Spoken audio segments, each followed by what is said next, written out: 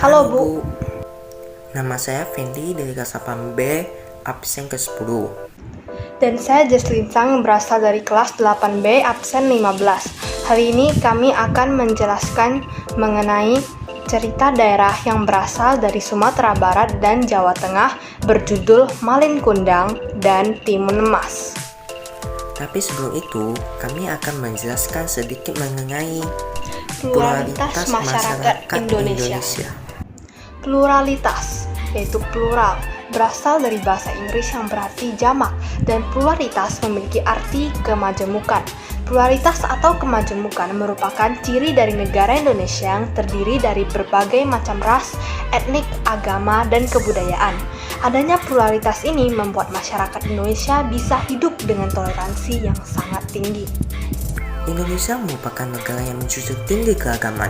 Oleh karena itu, keragaman ini dianggap sebagai kekayaan besar yang dapat menyokong negara ini menjadi lebih kokoh. Betul sekali, seperti yang dikatakan Fendi, keragaman budaya Indonesia berfungsi untuk mempertahankan identitas dan integrasi sosial masyarakat Indonesia. Contoh perbedaan Indonesia yaitu perbedaan agama, perbedaan budaya seperti etnis, ras, adat, dan kepercayaan, serta perbedaan suku bangsa. Setiap daerah memiliki cerita daerah masing-masing, yaitu cerita yang berasal dari masyarakat daerah tertentu pada masa lampau yang berkembang hingga sekarang. Cerita daerah sudah menjadi ciri khas setiap daerah yang memiliki kultur budaya yang beraneka ragam, yang mencakup kekayaan budaya dan sejarah yang dimiliki masing-masing daerah. Langsung saja ke cerita pertama yaitu Malin Kundang. Cerita ini berasal dari daerah Sumatera Barat. Terdapat sebuah keluarga yang hidupnya miskin mempunyai seorang anak bernama Malin Kundang.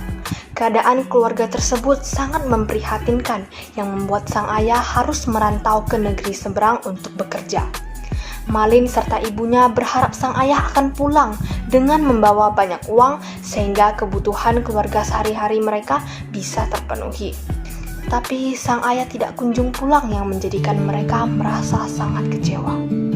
Seiring berjalannya waktu, Malin beranjak dewasa. Ia ingin ke negeri sebelah melantau supaya bisa menjadi orang yang kaya. Ia belajar banyak tentang perkapalan dengan teman-temannya yang berpengalaman lebih, hingga Malin akhirnya ahli dalam dunia perkapalan. Suatu ketika, kapal dagang dinaiki Malin diserang oleh para bajak laut. Hal tersebut membuatnya tidak memiliki apa-apa lagi. Seluruh barang berharga yang dimilikinya juga sudah dirampas. Malin beruntung bersembunyi di sebuah ruang kecil yang membuatnya terselamatkan. Ia kini terdampar di sebuah desa dan warga desa setempat menolongnya sesudah ia menceritakan seluruh kejadian yang sudah menimpa dirinya serta rekannya ketika berada di kapal dagang. Beruntungnya, desa yang ia datangi sangat subur. Keteguhannya membuatnya berhasil menjadi orang yang sukses. Ia berhasil menjadi orang yang kaya dan mempunyai banyak sekali kapal dagang. Kemudian, Malin ingin menjadikan seorang gadis sebagai istrinya, jadi ia pun melamarnya. Sesudah beberapa lama menikah, Malin mengajak istrinya untuk berlayar dan memakai sebuah kapal yang mewah dan besar. Di sisi lain, Ibu Malin Kundang melihat sebuah kapal yang berlabuh dan segera menghampirinya.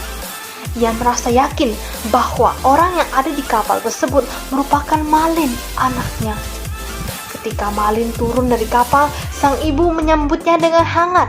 Ibunya langsung memeluknya dengan sangat erat. Namun, yang terjadi adalah Malin berpura-pura tidak mengenali ibunya tersebut. Ia merasa sangat malu mengakui ibunya yang pakaian nampak compang-camping dan sudah tua. Bahkan ia juga dengan tega mengatakan bahwa ibunya tersebut sebagai seorang pengemis. Mendengar apa yang dikatakan oleh Malin, ibunya merasa sangat marah. Ibunya memanjatkan doa kepada Tuhan agar jika memang benar ia adalah anak kandungnya, maka ia ingin mengutuknya menjadi sebuah batu. Pada saat itu juga angin bertiup sangat kencang dan badai menghancurkan kapal milik Malin. Akhirnya perlahan-lahan Malin pun berubah menjadi sebuah batu karang. Baik, sampai di sini saja. Cerita selanjutnya akan diceritakan oleh Fendi. Baik, berikutnya yaitu cerita Timun Mas yang berasal dari Jawa Tengah. Dikisahkan hiduplah seorang janda tua yang bernama Sani. Ia hidup seorang diri dan tidak mempunyai anak. Pada suatu hari, Sani pergi mencari kayu ke hutan. Selama di pertengahan jalan, ia bertemu dengan raksasa yang menginginkan seorang anak untuk disatap. Tetapi Sani menjelaskan bahwa ia tidak memiliki seorang anak. Kemudian raksasa tersebut memberikan biji timun kepadanya. Ia menjelaskan bahwa Sani akan mendapatkan anak dalam waktu 2 minggu. Namun, ketika berusia 6 tahun, Sani harus memberi balik anak tersebut. Sesudah waktu selama 2 minggu, salah satu dari timun itu ada ukurannya sangat besar. Kemudian ia membelahnya dan menemukan seorang bayi di dalamnya. Kini Sani hidupnya tidak seorang diri lagi karena ia mempunyai timun mas yang cantik.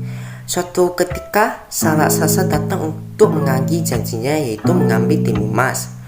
Kala itu, Sani menekankan untuk menundanya saja.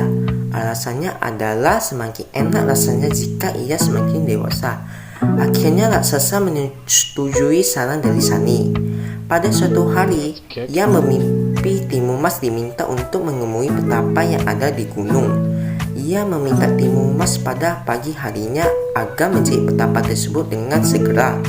Sesudah Timun Mas menceritakan kejayaan yang sebenarnya, petapa akhirnya memberikan 4 buah mukusa kecil.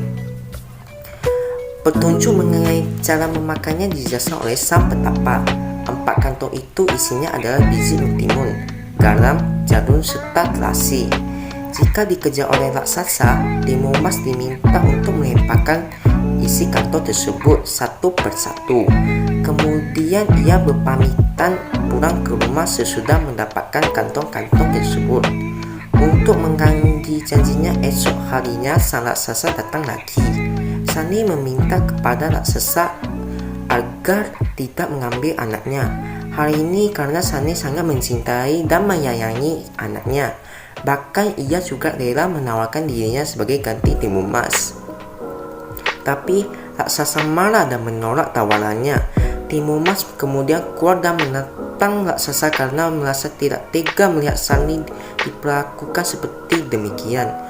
Timun Mas pada lemparan pertama melempar isi kantong biji timun.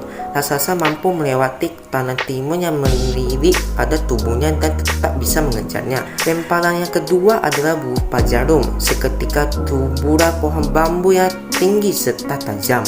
Walaupun kaki raksasa berdarah, namun tetap saja bisa mengejarnya. Lemparan yang ketiga, Timun Mas menambur garam. Seketika muncul lautan dan raksasa bisa melewati lautan tersebut dengan mudah. Lemparan yang terakhir, Timun Mas menamburkan terasi. Terbentuklah suatu lautan lumpur yang mendidih. Raksasa tersebut ke dalam lautan lumpur mendidih dan mati.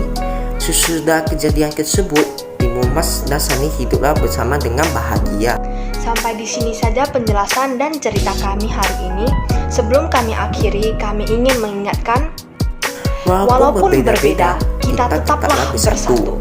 Cari kesatuan dan abaikan perpecahan. Mohon maaf apabila ada kesalahan. Terima kasih atas perhatiannya.